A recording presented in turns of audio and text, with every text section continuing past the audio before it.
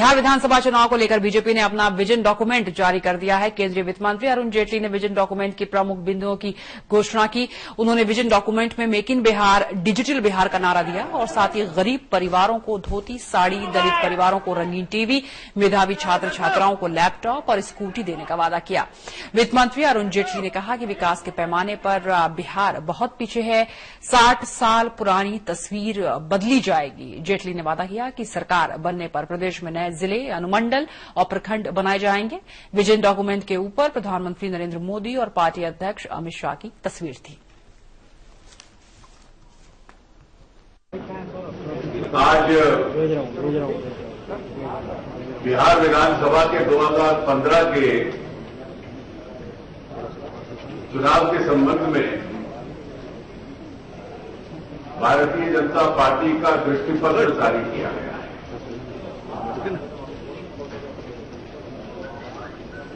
ये बिहार में एक चार्टर ऑफ डेवलपमेंट है और आर्थिक दृष्टि से लाइट मत जला यार, बिहार को लाइट मत जला, फिर गड़बड़। पिछड़ेपन से निकालने का एक संकल्प है।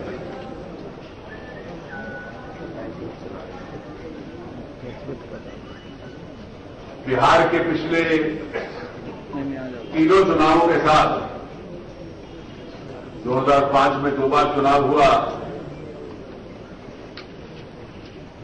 और उसके बाद 2010 के चुनाव के साथ भी मुझे जुड़ने का अवसर मिला था।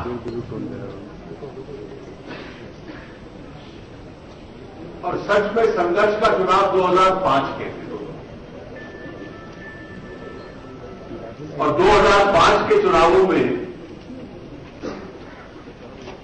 हम लोगों ने संकल्प लिया था कि बिहार में जंगल राज को हम समाप्त करेंगे। कि पूरे 68 वर्ष कांग्रेस, आरजेडी और जेडीयू के नेतृत्व वाली सरकारें बिहार में रही और 68 वर्ष का जो कार्यकाल होता है किसी देश के जीवन में, किसी राज्य के जीवन में, तो बहुत लंबा कार्यकाल।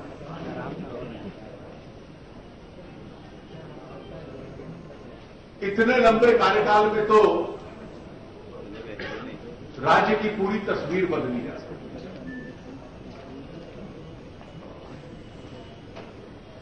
मध्य प्रदेश बीमारू राज्यों में से एक था। शिवराज जी के नेतृत्व वाली सरकार रही और जिस आधार पर वो बीमारू था, न सड़क थी, न स्वास्थ्य व्यवस्थाएं थी, न पानी था, न बिजली थी, पूरे राज्य की उन 15 वर्षों में तस्वीर बदल दी। जंगल राज के जो निर्माता निर्देशक थे वही हैं।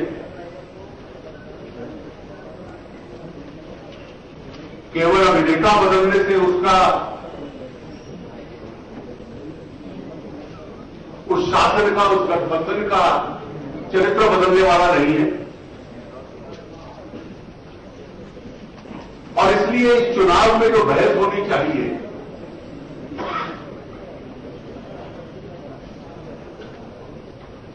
वो किसी दूसरे विषय पे नहीं हो सकती। ये तीनों से ये पूछना कि पिछले 68 वर्षों में एक के बाद एक आपको अवसर मिला, इस पिछड़ेपन की आर्थिक स्थिति से बिहार को निकालने के लिए आप लोगों ने क्या किया। और जेडीयू और आरजेडी ने बीजेपी के विजन डॉक्यूमेंट की खिल्ली उड़ाने की कोशिश की है, एक तरीके से निशाना साधा है। उस दस्तावेज में वादों की बौछार होगी और चुनाव के बाद अगर उन वादों को कार्यान्वित करने की बात उठे तो जुमलों की भी बौछार होगी।